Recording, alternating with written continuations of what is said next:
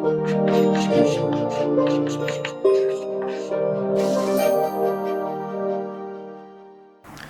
Friends, हम लोग अपने चैप्टर का जो स्टाफिंग नाम है, नियुक्तिकरण नाम है, उसी की बात कर रहे थे। और पहला वीडियो था जिसमें हम लोगों ने एक केस स्टडी को देखा था और बहुत ही इम्पॉर्टेंट केस स्टडी और लाइफ लर्निंग्स भी मिल सकती हैं वहाँ से, तो उसको हम लोगों ने डिस्कस ऑलरेडी कर लिया था। अब उसी चैप्टर को हम आगे बढ़ाएंगे। अपना वही 6 चैप्टर चल रहा है जिसका नाम है नियुक्तिकरण, स्टाफिंग। बहुत सारी बातें हम लोगों ने जो पिछले वीडियो में की थी ना, वही सारी चीज़ें एक एक करके हम लोग देखेंगे और काफ़ी हद तक कई चीज़ों का रिपीटिशन, इसलिए इसको फटाफट कर लेंगे। इसमें कुछ ऐसी नई चीज़ें नहीं है।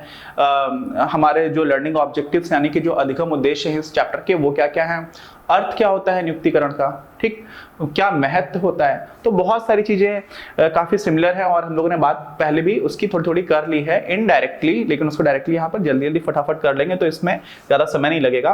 क्या है हमारे अधिगम उद्देश्य, यानी कि इस चैप्टर में हम लोग क्या क्या सारी चीज़ें पढ़ने वाले हैं, तो समझ लीजिए क्या क्या आता है आपका नियुक्तिकरण की परिभाषा, इसका अर्थ क्या है, ठीक है, इसकी बात हम लोग इसी वीडियो में कर लेंगे, है ना। फिर क्या आपका आता है कि मानव संसाधन प्रबंधन के साथ नियुक्तिकरण का संबंध। अब नियुक्तिकरण जो है उसका मानव संसाधन प्रबंधन के साथ क्या संबंध है, मानव संसाधन प्रबंधन का इवोल्यूशन कैसे हुआ। इवोल्यूशन मतलब क्रमिक विकास, है ना। जैसे एक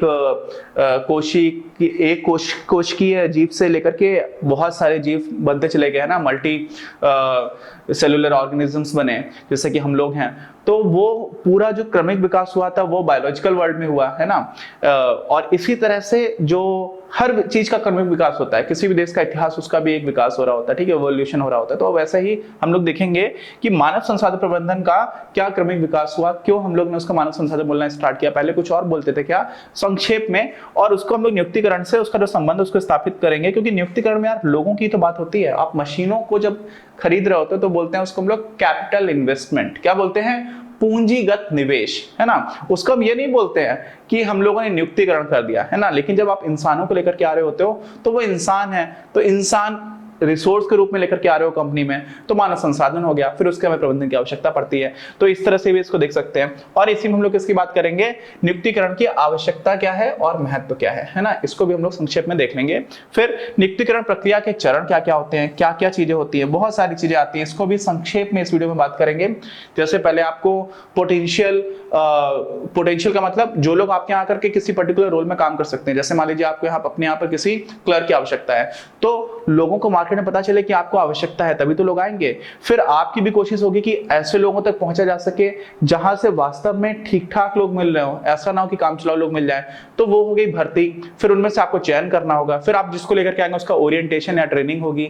इन सब का क्या मतलब हम लोग आगे देखेंगे। फिर आप बहुत सारी चीजें आती हैं, तो उसमें कौन कौन से चरण होते हैं इसकी बात भी हम लोग करेंगे, ठीक, आगे बात सुनना। अच्छा, और क्या बात करने वाले हैं, भर्ती एवं चयन का अर्थ, उसी के अंदर के जो चरण है ना, उनमें ये काफी इंपॉर्टेंट होते हैं नियुक्तिकरण में ही। और इसी के कुछ और एस्पेक्ट्स भी होते हैं, जब कोई सर्विस में है तो वो रुका रहे, इसकी बात भी हम लोगों ने देखा था। तो स्टाफिंग में तो नियुक्तिकरण से ऐसा लगता है कि आपने नियुक्त कर लिया फिर छोड़ दिया, है ना, लेकिन जो स्टाफिंग है वो यहाँ पे थोड़ा अच्छा सेंस देता है। लेकिन अपने को भी समझना है कि नियुक्तिकरण ट्रांसलेशन ही है स्टाफिंग का।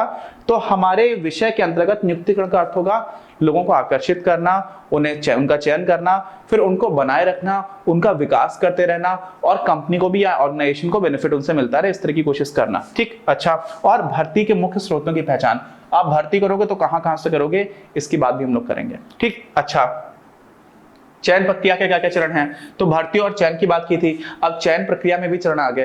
तो पहले तो नियुक्तिकरण में बहुत सारे चरण हो गए, ठीक है। तो क्या हुआ, ऐसा हुआ नियुक्तिकरण है, इसमें बहुत सारे चरण हैं, ठीक है। अब उनमें से भी इसमें भी बहुत सारे चरण हो सकते हैं, तो एक क्लासिफिकेशन ट्री जैसा बन जाएगा यहाँ पर, ठीक है। अच्छा, और क्या है इसी में आगे की जो बात है, प्रशिक्षण तथा विकास की आवश्यकता। अब हमें लोगों को ट्रेन करने की और उनका डेवलपमेंट होता रहे, इसकी आवश्यकता क्यों होती है, इसकी बात भी हम लोग करेंगे। तो ये हमारे लर्निंग ऑब्जेक्टिव्स हो गए, ठीक। अच्छा, अब हम लोग क्या करते हैं, अच्छा अभी और भी बाकी है, on the job end of the job प्रशिक्षण, ठीक है। मैं बिट्स पिलानी से हूं, ठीक है। तो बिट्स पिलानी में एक प्रोग्राम चलता था जिसको हम लोग बोलते थे WILP, work integrated learning programme. मतलब बहुत सारी ऐसे कंपनीज, जैसे मेरी इंटर्नशिप थी सेकेंड ईयर में, एक एसआर नाम की कंपनी है, ठीक है, तो वहाँ का एक कैप्टिव पावर प्लांट था। तो एसआर में जो मेरी इंटर्नशिप थी, वहाँ के कुछ एम्प्लॉयज थे, वो लोग भी बिट्स से डिग्री उनको भी मिल रही थी, ठीक है, वो लोग मास्टर्स की डिग्री वहां से कर रहे थे अपनी नौकरी करते हुए।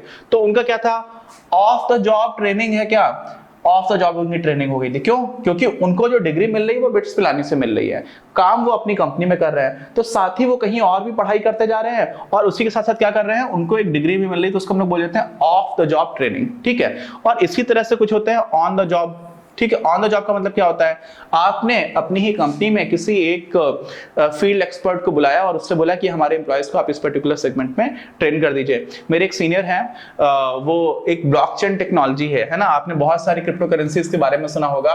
तो जो ब्लॉकचेन टेक्नोलॉजीज है, जो टेक्नोलॉजी है, उसका उनको काफी अच्छी अंडरस्टैंडिंग है और वो बहुत सारे चार्टर्ड अकाउंटेंट्स को ट्रेन करते हैं, ठीक है, सेमिनार कंडक्ट कराते हैं। तो ऐसा भी हो सकता है उनको कई कंपनीज इनवाइट करती हैं कि आप हमारे यहाँ आ जाइए और हमारे एम्प्लॉयज को ट्रेन कर दीजिए। तो वैसी ट्रेनिंग क्या हो जाती है, ऑन द जॉब। तो ऑन द जॉब और ऑफ द जॉब का मतलब यही होता है, ठीक, इसकी बात भी हम लोग कर लेंगे। तो ये हमारे क्या हो गया, लर्निंग उद्देश्य हो गया। अब हम लोग चलते हैं विषय प्रवेश की तरफ।